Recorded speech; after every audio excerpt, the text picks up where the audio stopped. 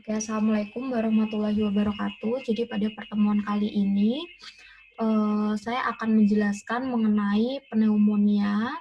Nanti kita bahas yang lainnya. Nanti kita juga akan membahas tentang SARS. Kemudian kita juga akan membahas tentang MERS. Kemudian juga membahas tentang COVID-19 dan lain sebagainya. Nah, di sini yang pertama akan dijelaskan terkait dengan pneumonia ya. Jadi di sini penting untuk diketahui bagi seorang dokter umum terkait dengan pneumonia. Kenapa? Karena pneumonia itu kompetensinya itu 4A. Kemudian bronkopneumonia yang mana dia juga masuk ke dalam pneumonia, dan bronkopneumonia ini kan masuk ke dalam pneumonia yang diklasifikasikan berdasarkan predileksi infeksinya. Kemudian ada pneumonia aspirasi. Jadi pneumonia aspirasi ini gimana? Jadi pneumonia aspirasi ini dia itu kompetensinya bukan 4A ya. Jadi dia di bawahnya, yaitu kompetensinya adalah 3B. Nah, maksud dari kompetensi 3B itu gimana? Jadi maksud dari kompetensi 3B itu berarti kita sebagai dokter umum harus bisa yang namanya mendiagnosis, kemudian memberikan tata laksana awalannya ya sebelum terjadi kegawatan yang lain sebagainya gitu. Kemudian untuk definisi terlebih dahulu ya. Jadi pneumonia itu definisinya itu intinya dia radang. Suatu peradangan akut parenkim paru yang disebabkan oleh mikroorganisme, bakteri, virus, jamur, parasit. Dan di sini itu dia tidak termasuk pneumonia yang disebabkan Mycobacterium tuberculosis ya. Nah, di sini itu ada beberapa klasifikasi ya, klasifikasi dari pneumonia itu sendiri. Nah, klasifikasi dari pneumonia itu diklasifikasikan berdasarkan beda-beda. Jadi jenisnya itu beda-beda tergantung ya. Jadi kalau berdasarkan klinis epidemiologis nanti pneumonia itu ada A, B, C, D. Berdasarkan penyebab ada A, B, C, D. Berdasarkan predileksi infeksi ada A, B, C, D.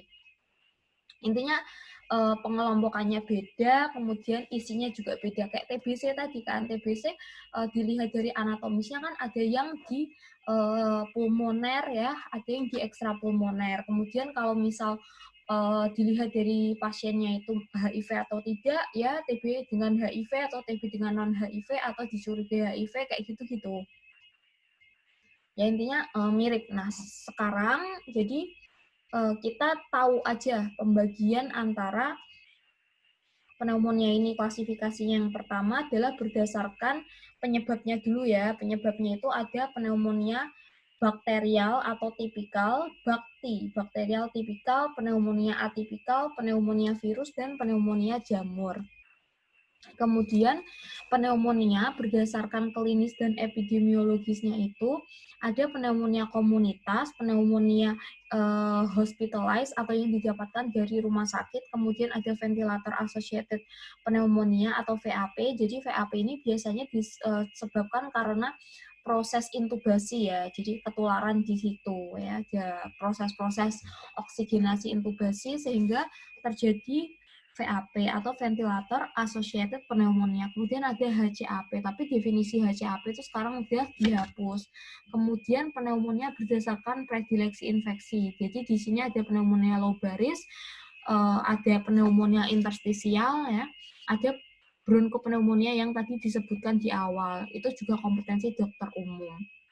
Nah, kemudian adalah patogenesis. Jadi untuk pneumonia itu disebabkan karena ketidakseimbangan daya tahan tubuh mikroorganisme serta lingkungan. Nah, karenanya mikroorganisme masuk ya ke saluran nafas gitu melalui inhalasi langsung, aspirasi bahan di nasofaring, orofaring lambung, perluasan langsung dari tempat lain, penyebaran hematogen sehingga terdapat pneumonia ya. Ini secara luas aja, tapi kalau misal kita ceritain itu begini. Jadi untuk patogenesis atau patomekanismenya itu mikroorganisme atau bakteri ya pokoknya yang menyebabkan pneumonia ini dia masuk kan ke dalam saluran nafas kita. Kalau di saluran nafas kita itu kan ada sekret-sekret, mukosa-mukosa, mukus, dan lain sebagainya. Nah, si bakteri tadi masuk bersamaan dengan sekret tadi. Nah, sampailah dia berduaan, bergandengan tangan, si mikroorganisme sama sekret berjalan bersamaan, berdampingan. Ya, apaan sih berdampingan, curcol. Oke, lanjut. Nah, dia berjalan berdampingan sampai ke alveolus. Nah, akhirnya keduanya sampai ke alveolus, udah berjalan berdampingan nih. Terus sampai dia pada suatu tempat, keduanya ini ke alveolus. Wah, sampai di alveolus, dia menyebabkan keributan di situ. Apa keributan yang disebabkan oleh kedua pasangan itu? Iya. Jadi, keributan yang ditimbulkan dari kedua pasangan antara mikroorganisme dan sekret mukosa tadi itu, saat sampai di alveolus itu menyebabkan keributan berupa reaksi radang. Nah, reaksi radang itu bisa menyebabkan manifestasi edem seluruh alveoli. Akhirnya dia merangsang tuh infiltrasi sel-sel PMN dan leukosit-leukosit lainnya. Wah, keduanya ini bergandengan tangan, berjalan bersamaan sampai ke alveolus menyebabkan keributan dia. Menyebabkan reaksi radang. Wah, menyebabkan keributan lalu. Karena ada keributan, datang itu. Sel-sel PMN, leukosit datang. Apa yang dilakukan sel PMN dan leukosit? Yang dilakukan tuh mendesak bakteri ke permukaan alveolus, ke permukaan alveoli. Jadi gini aja, misalnya ginilah, lo ibaratin aja, si mikroorganisme itu adalah pacarnya si sekret mukus. Dia berjalan bersamaan, ternyata leukosit itu bodyguardnya si mukus sekret tadi. Terus sama sel-sel PMN itu dia pacar aslinya si sekret mukus. Nah, yang tadi itu yang si mikroorganisme simpenannya. Marah tuh akhirnya kan, sel PMN leukosit marah, akhirnya kayak pernah nggak lihat di film-film yang mau ditonjok, dipepetin ke tembok. Nah, itu si PMN-nya sama leukosit mendesak si mikroorganisme ke dinding alveolus, akhirnya dimakan. Nah, pada waktu terjadi peperangan antara si pacar asli dan selingkuhannya itu, antara si mikroorganisme sama si siapa namanya, sama si bodyguard sama pacar aslinya itu, dia membentuk suatu zona. Apa zonanya? Ini zonanya. Ya. Jadi gara-gara dia peperangan tadi akhirnya menyebabkan bekas. Nah, bekasnya ini zona-zona ini tadi gitu. Jadi ada zona luar, zona permulaan konsolidasi, kemudian ada zona konsolidasi luas, kemudian ada zona resolutif. Nah, zona luar itu bagaimana? Jadi zona luar itu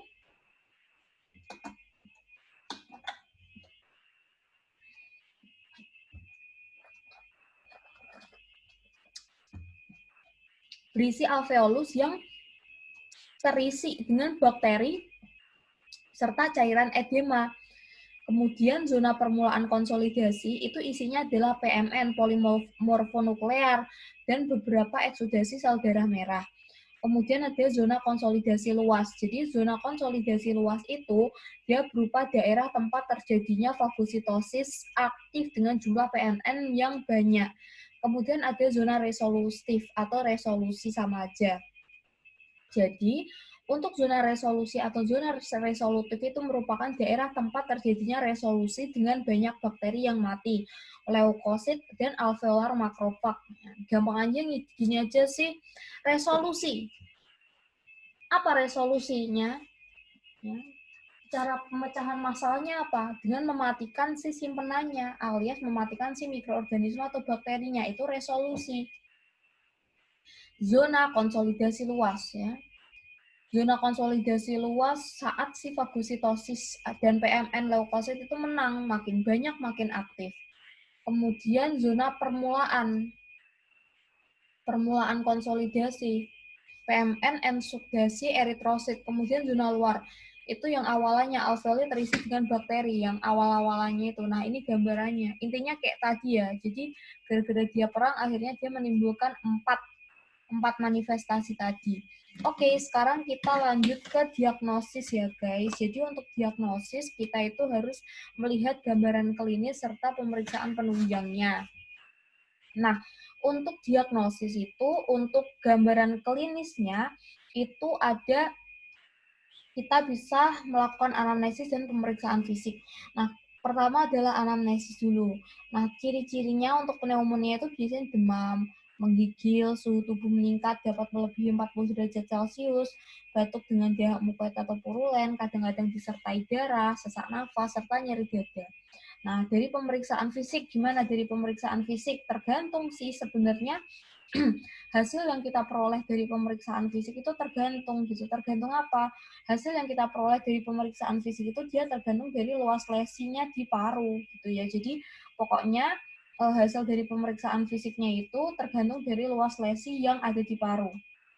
Inspeksi sebenarnya kita bisa melihat apakah pada saat bernafas itu ada bagian yang istilahnya itu tertinggal pada saat seseorang bernafas gitu. Apakah ada suatu bagian yang tertinggal. Kemudian dilakukan palpasi. Palpasi fremitus dapat mengeras pada bagian yang sakit. Kemudian perkusi, redup di bagian yang sakit.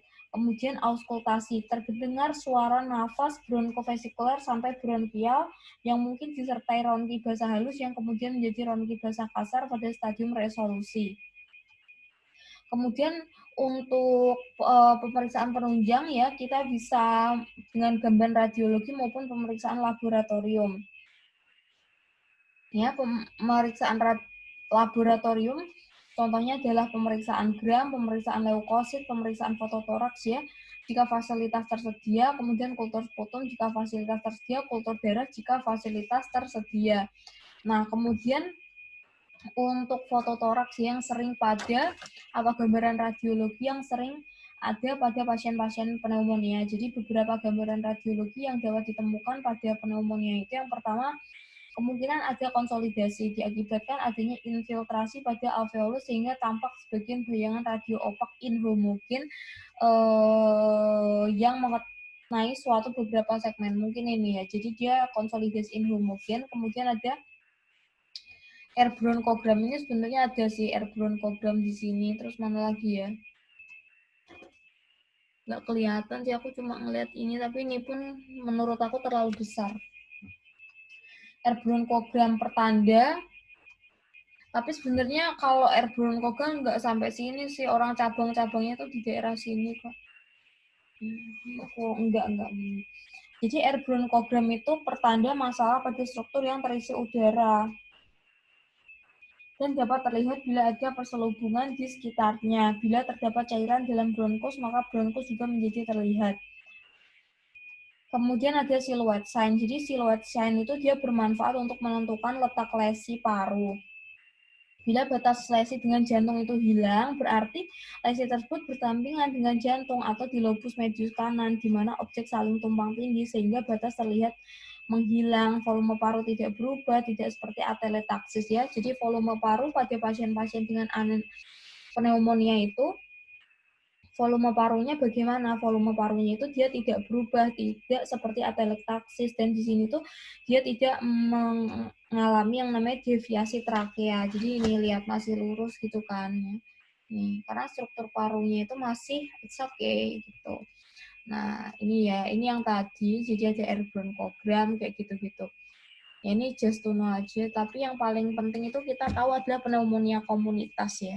Yang paling penting ditahu itu adalah pneumonia komunitas, karena kenapa kok kita mesti tahu terkait dengan pneumonia komunitas? Karena pneumonia komunitas berdasarkan website resmi dari Perhimpunan Dokter Paru Indonesia, pneumonia komunitas itu merupakan pneumonia yang istilahnya prevalensinya itu paling tinggi di Indonesia. Jadi pneumonia komunitas itu benar-benar paling banyak ada di Indonesia. That's why kita mesti tahu benar-benar tentang pneumonia komunitas. Nah ini, dia ada peradangan akut pada parenkim paru yang didapat di masyarakat. Nah, pneumonia komunitas itu didiagnosis ditegakkan apabila ada fototoraks terdapat infiltrat baru atau progresif ditambah dengan 2 atau lebih gejala di bawah ini. Jadi itulah, jadi pneumonia komunitas itu bisa ditegakkan kalau apa? Jadi pneumonia komunitas itu bisa ditegakkan apabila dalam fototoraks itu terdapat infiltrat baru atau progresif ditambah dengan 2 atau lebih gejala di bawah ini. Jadi ada batuk-batuk bertambah, kemudian ada perubahan karakteristik dahak atau purulen, kemudian suhu tubuh lebih dari sama dengan 38 derajat Celcius, ada riwayat demam, kemudian apa namanya,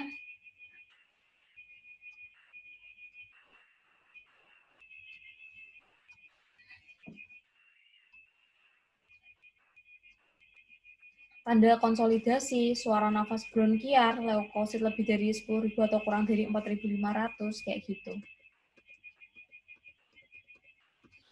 Ini bakteri-bakterinya, just to know aja. Nah, ini paling penting ya. Kita tahu derajat keparahan menggunakan port. Nyonya port. Ini bukan gurunya SpongeBob ya. Ini merupakan suatu sistem scoring. Namanya Patient Outcome Research Team atau PORT. Jadi Patient Outcome Research Team itu merupakan suatu penilaian derajat keparahan dari pneumonia. Nah, nanti di scoring kalau tinggi jelek orang ini, keganasan plus 30, berarti nanti kalau skornya itu tinggi berarti dia jelek gitu. Aku kurang tahu ya ini manifestasi dari sport atau enggak, soalnya ini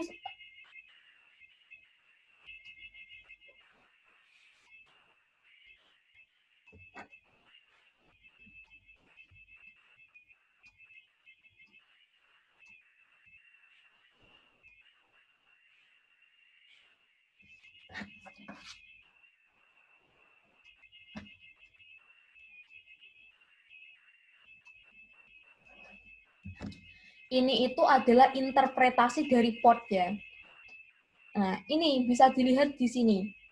Ini sering kali keluar ya, pasien ya, berdasarkan kesepakatan PDPI, kriteria yang dipakai untuk rawat inap pneumonia community adalah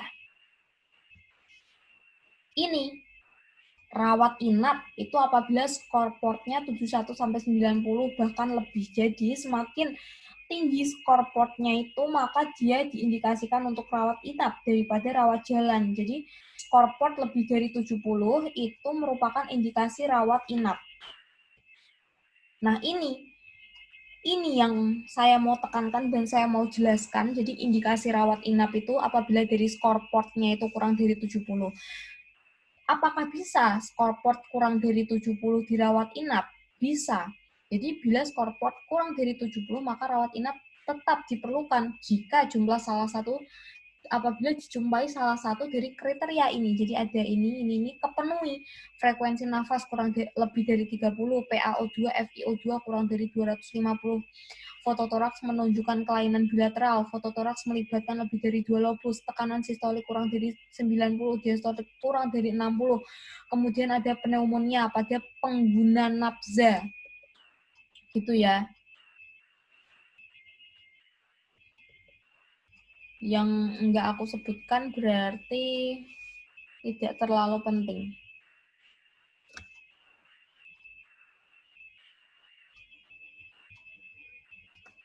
Kemudian apalagi?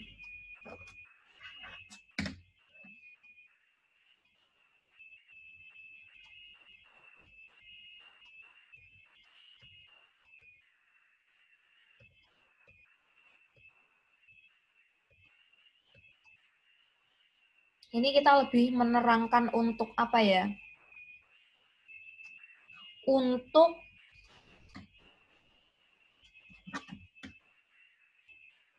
penata laksanaan Ya, kita fokuskan lebih ke ini ya, kita fokuskan lebih ke arah pneumonia yang komunitas ya. Kita lebih fokuskan ke arah pneumonia yang komunitas. Nah, sebelum itu, bentar, kita mau flashback sebentar. Nah, ini tadi kan interpretasi dari sistem port. Jadi semakin tinggi sistem port itu kan prognosisnya semakin buruk kan. Maka dari itu disarankan untuk rawat inap daripada rawat jalan. Nah, pasien rawat jalan pun itu juga ada ini loh, ada syarat-syaratnya gitu loh. Nggak sembarangan yang namanya orang rawat orang rawat jalan itu nggak sembarangan gitu, ada syaratnya. Dianjurkan tidak merokok, kemudian dianjurkan untuk selalu istirahat, kemudian dianjurkan untuk minum secukupnya, untuk mengatasi dehidrasinya, kemudian minum ekspektoran atau mukolitik, kemudian kontrol setelah 48 jam atau lebih awal. Jadi harus dilakukan kontrol setelah 48 jam atau lebih awal bila diperlukan. Bila panas tinggi, perlu dikompres atau minum obat penurun panas. Bila tidak membaik dalam 48 jam, pertimbangkan untuk dirawat di rumah sakit atau lakukan fototoraks kayak gitu. Jadi banyak syaratnya, nggak sembarangan asal rawat jalan kayak gitu. Kemudian pasien rawat inap ya, flashback lagi. Nah, pasien rawat inap itu apa sih yang dikerjakan di rumah sakit pada pasien-pasien rawat inap? Diberikan oksigen atau dilakukan oksigenasi.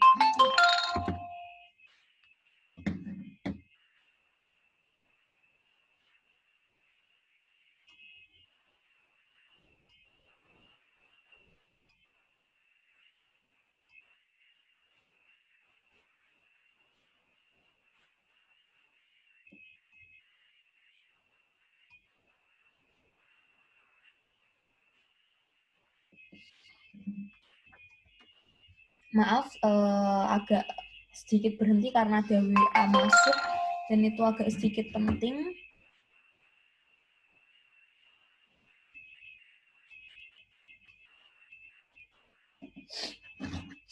Lanjut ya, jadi pasien yang misal dia itu dirawat inap di rumah sakit itu juga diperlakukan diberikan oksigenasi, kemudian terapi oksigen pada pasien dengan penyakit dasar PPOK, kemudian pemberian cairan, nutrisi, gitu. Apabila ada nyeri, pleuritik, atau demam, diredakan dengan paracetamol, kemudian ekspektoran, mukolitik, fototoraks diulang bila pasien tidak menunjukkan perbaikan yang memuaskan, gitu. Pasien kalau misal dirawat di ICU itu biasanya dilakukan bronkoskopi. Jadi bronkoskopi dapat bermanfaat untuk retensi sekret, mengambil sekret untuk kultur untuk menelusuri mikrobiologi lain dan menyingkirkan kelainan endobronkial. Kemudian untuk terapi pemberian antibiotik, jadi pemilihan antibiotik dengan spektrum sesempit mungkin berdasarkan etiologi. Terapi antibiotik diberikan 5 hari. Syarat untuk alih terapi intravena ke oral hemodinamik stabil dan gejala klinik membaik. Sekarang kita belajar tentang pemilihan antibiotik ya, terapi antibiotik pada pasien. Yang pertama itu, jadi di sini ada 4 grup, tapi di sini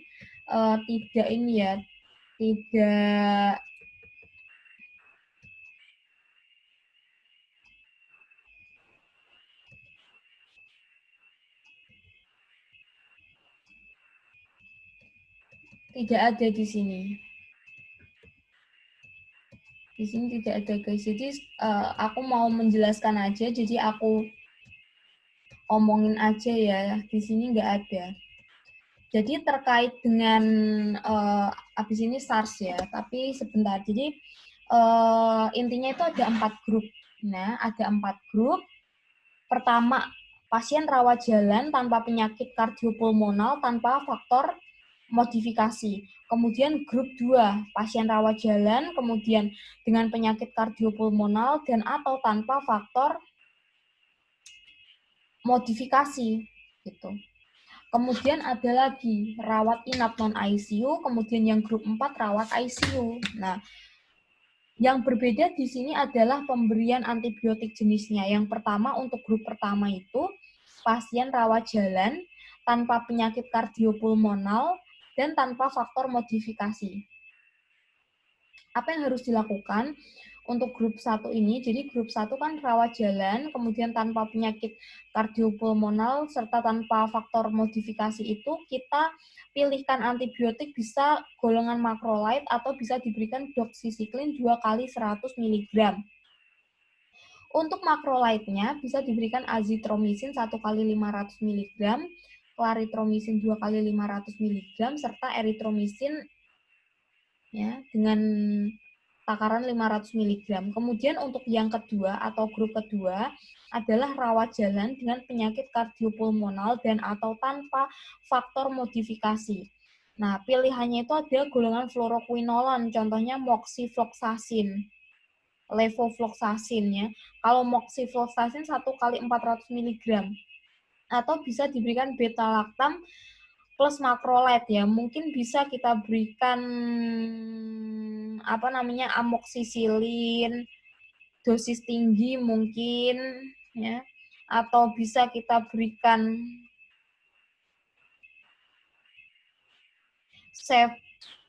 cefpodoxim 2 kali 200 mg per oral. Nah, untuk yang rawat inap non-ICU bisa diberikan contohnya fluoroquinolone, beta-lactam macrolide, mungkin cefotaxime, ceftriaxone, ampicillin. Atau bisa diberikan doxycycline 4 kali 500 sampai 1000 mg intravena. Kalau rawat ICU mungkin bisa diberikan cefotaxime, ceftriaxone bisa, ampicillin, sulbactam, ya, azithromycin bisa. Jika ada resiko infeksi pseudomonas, gunakan antipneumokokal anti pseudomonas beta-lactam. Mirip-mirip ya. Nah, kemudian sebenarnya gini, sebelum kita beranjak ke SARS, itu ada namanya pneumonia satu lagi. Jadi pneumonia yang disebabkan karena ventilasi, namanya VAP atau ventilator acquired pneumonia. Jadi dia pneumonia yang muncul 8 jam setelah intubasi trakea dan pemasangan ventilasi mekanik yang belum muncul sebelumnya. Nah, di sini itu pokoknya dilakukan skor namanya Clinical Pulmonary Infection Score, jadi CPIS. Itu kalau kita lihat gitu, kita lihat dulu pertama gambaran klinis curiga VAP ya. Biasanya 8 jam setelah intubasi. Nah, CPIS-nya apakah lebih dari 6? Apabila iya, kita berikan antibiotik 10-21 hari. Apabila CPIS-nya tidak lebih dari 6, maka kita berikan ciprofloxacin intravena selama 3 hari. Kemudian reevaluasi 3 hari berikutnya CVIS apakah kurang dari 6, kalau iya, ya terapi sebagai pneumonia. Apabila tidak, ya berarti stop ciprofloxacin.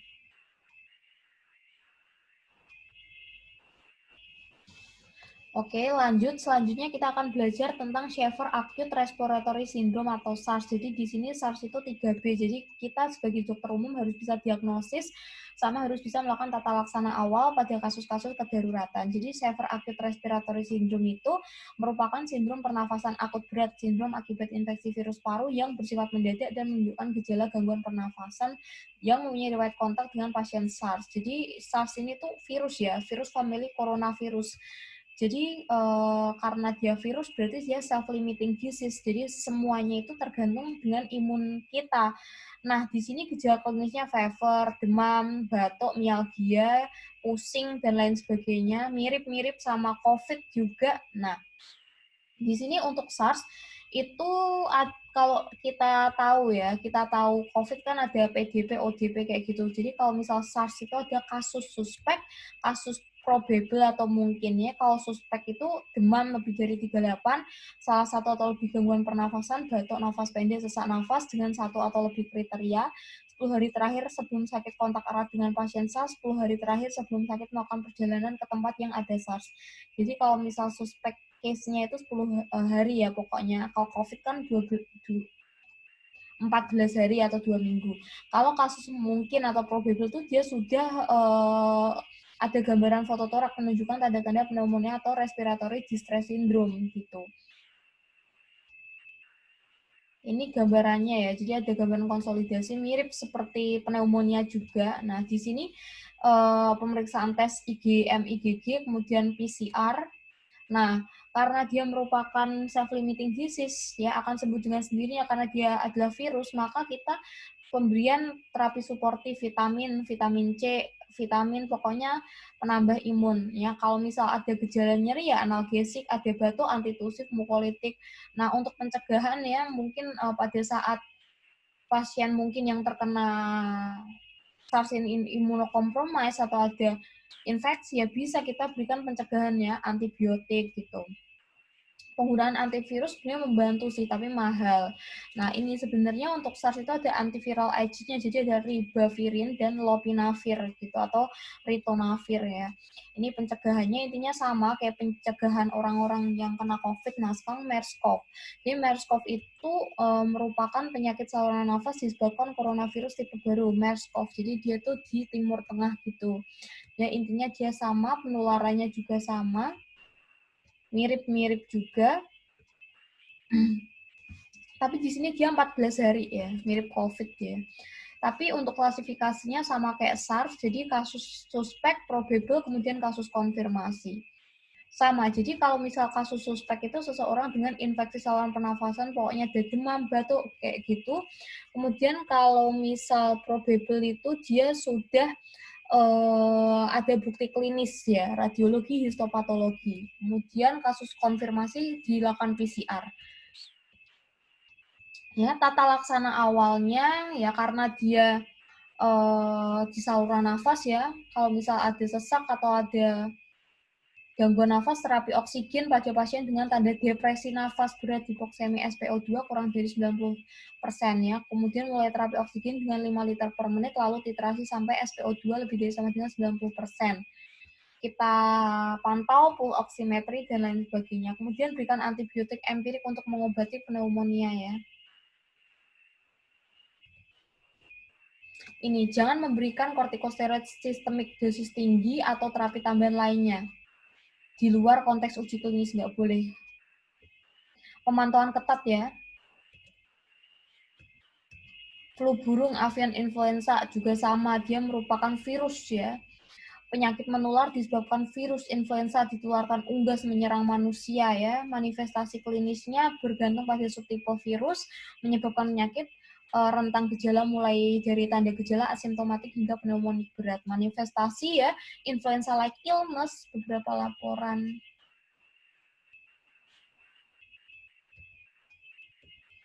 Bentar, ini diagnosisnya dari pemeriksaan laboratorium ada limfopeni, trombositopeni. Ditemukan hampir pada seluruh kasus peningkatan enzim hati, dapat ditemukan peningkatan urea kreatinin. Rongsennya, gambaran radiologi abnormal ditemukan 3-17 hari setelah timbul demam. Dan setelah 7 hari, rongsennya itu jelek lah.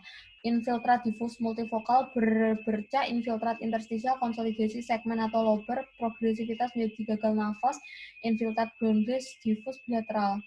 Ya, dan manifestasi acute respiratory distress syndrome itu sekitar 4-13 hari. Sama suspek, probable, sama konfirmasi. Jadi kalau misal suspek itu dia riwayat kontak dengan unggas, bangkai kotoran unggas atau produk mentah, bekerja pada suatu laboratorium yang sedang memproses spesimen manusia atau binatang, memakan mengkonsumsi produk unggas mentah, kontak erat dengan kasus confirm H5N1 selain unggas. Kemudian kalau misalnya probable itu adalah kasus suspek disertai salah satu keadaan infiltrat atau terbukti pneumonia pada foto dada, bukti pemeriksaan laboratorium terbatas yang mengarah kepada virus influenza, dalam waktu singkat gejala berlanjut menjadi pneumonia atau gagal nafas atau meninggal terbukti tidak terdapat penyebab lain. Nah, konfirmasi berarti kasus suspek atau kasus probable didukung salah satu pemeriksaan isolasi biakan virus influenza, PCR influenza A, H5 positif, peningkatan titer antibodi netralisasi sebesar 4 kali dari spesimen serum konvalesen, titer antibodi mikronetralisir untuk H5N1 1/80 pada spesimen serum yang diambil pada hari ke-14 atau lebih setelah muncul gejala penyakit. Tata laksana ya, isolasi pasien dalam ruang sendiri. Bila tidak tersedia ruang untuk satu pasien, dapat menempatkan beberapa tempat tidur yang masing-masing berjarak 1 meter. penekanan standar kewaspadaan, pergunakan alat pelindung pribadi, pembatasan jumlah tenaga kebersihan ya, karena ini juga sama, dia merupakan virus, jadi self-limiting disease, tapi ini ada antiviral oseltamivir dan zanamivir, aktif melawan virus influenza A dan B termasuk virus AL. Rekomendasi terapi menurut WHO, jadi oseltamivir atau Tamiflu ini mereknya merupakan obat pilihan utama. Cara kerjanya itu dia dengan menghambat neuramidase atau inhibitor neuramidase. Dia diberikan dalam 36 sampai 48 jam setelah awitan gejala. Jadi gejala mulai timbul 36 sampai 48 jam kita berikan. Dosisnya 2 mg per kilogram, dosis maksimum 75. 2 kali sehari. Selama 5 hari kita berikan. Kemudian dosisnya itu tergantung berat badannya. Kemudian tata laksana khususnya itu modifikasi regimen antiviral, kemudian kortikosteroid tidak digunakan secara rutin. Keadaan seperti shock septic atau insufisiensi adrenal yang membutuhkan vasopresor. Bukti terkini belum mendukung penggunaan kortikosteroid atau imunomodulator ya dalam penanganan infeksi H5N1. Jadi mending nggak usah dulu. Kemudian bisa diberikan antibiotika kemoprofilaksis ya, tidak pokoknya antibiotik kemoprofilaksis harus diberikan. Kemudian hindarkan pemberian aspirin ya pada anak kurang dari 18 tahun karena berisiko terjadinya sindrom Rey. Kalau misalnya ada panas ya bisa diberikan paracetamolnya untuk COVID ya. Jadi ya udah tau lah ya COVID gitu. Ya sekarang dia sudah berkembang jadi airborne disease ya, manifestasi klinisnya sama-sama seperti yang tadi ya. Diagnosisnya bilang PCR ya. PCR itu nanti bisa diambil dari sputum, swab tenggorokan. Nah, ini ada yang pertama paling bawah tuh ODP, kemudian PDP, nanti ada suspek, kemudian terkonfirmasi dan lain sebagainya. Untuk obat belum bisa ya, belum ditemukan lah intinya. Ini ada yang bilang kloroquine fosfat ya, tapi sampai sekarang memang masih dikaji. Baik,